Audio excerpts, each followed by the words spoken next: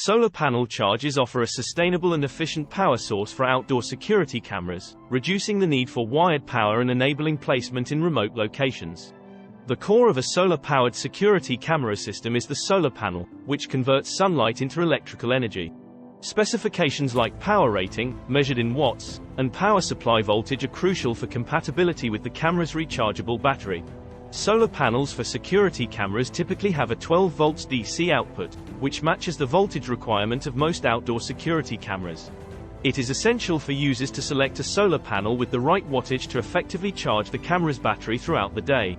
1. Commonly, security cameras may require panels ranging from 5 to 10 watts.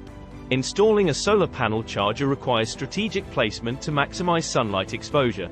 Mounting should ensure that panels are facing true south in the northern hemisphere and true north in the southern hemisphere to capture optimal direct sunlight. 1. Angle panels based on latitude, approximately the same angle as the latitude where they're installed, and avoid shaded areas that could impede sunlight collection. Different security camera brands like Ring, Reolink, and Arlo offer models compatible with solar charging. These brands often provide specific guidelines for pairing their smart security cameras with solar panels.